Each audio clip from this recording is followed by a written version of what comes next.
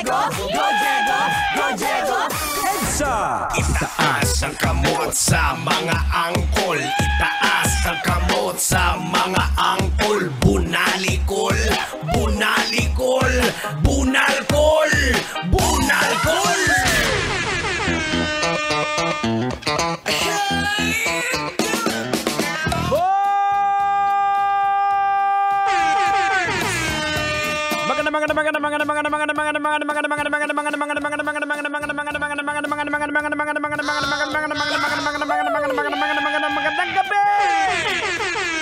Metro Manila, give it a quick check. It is now 30 minutes after 7 o'clock in the evening, and you are still locked in right here on Metro's #1. This is 90.7 Love Radio.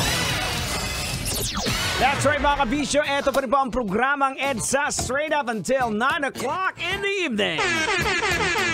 Kasama pa rin po ang malupit na tag team. Pinangungunahan po yan ng apakatalino sa lahat. Tender pero Jose pa rin kag naga horo-horo. At siyempre kasama din po The Prodigy, the one and only, inyo po abang lingkod, Diego Bandido. Pag may buhok, hindi po ako yan. Good evening, Metro Manila. Magandang gabi sa iyo, Manong Driver. Magandang gabi sa iyong pasahero.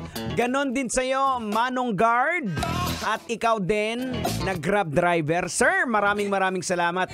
Ingat po sa biyahe. Sana naman nag-i-enjoy kayo sa mga tugtugan natin dito, ano? Anyways, mga kabisyo, eto na. Pag-usapan na natin to! Arestado ang isang lalaki sa Bacolod City matapos na mabisto ng gwardya ang ginawa niyang pagnanakaw umano ng kolon. Inamin naman ng suspek ang ginawa at ipinaliwanag ang kanyang dahilan dahil ilang araw na umano siyang di naliligo kaya nagnakaw siya ng kolon. Aragoy! Maluoy ka. O tapos ito pa mga kabisyo. Sinapak, dinuro-duro, sinabunutan pa siya at kinalagad bago itinali ang kanyang kamay gamit ang tali na straw. Kaya naman pala ganon ang ginawa ni Manong SG sa kanya kasi nung sinita po siya dahil napansin ni Manong Guard na parang may pinipitik siya, nagnanakaw.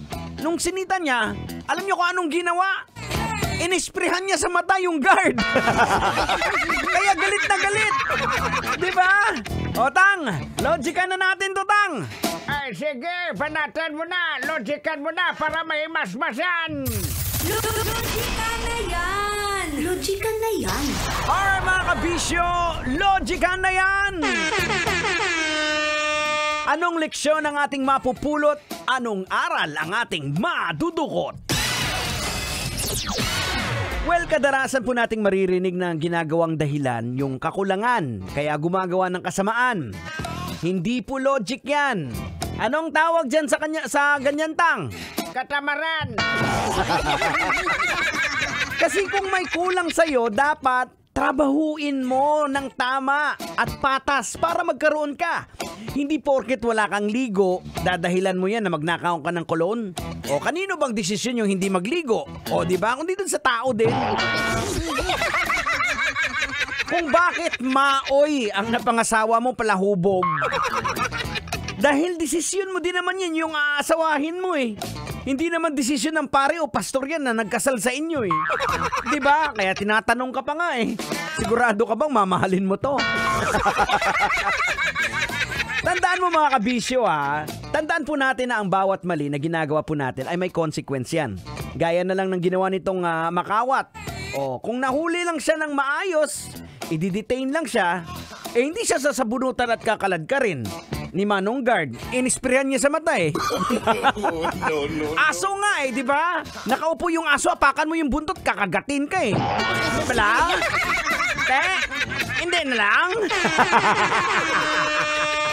O yan dapat mga bagay-bagay na dapat pag-isipan po natin mga kabisyo.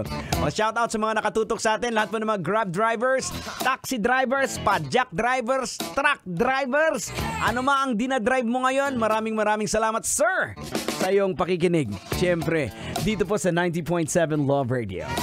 Philippine Standard Time, it is now 35 minutes after 7 o'clock and we are still broadcasting live across City Bottom Bay. Kasama pa rin po Tanghenyo and Diego Bandido. Now, I got a song for all of you guys. Here's a song coming from Joe and Osborne. One of Us.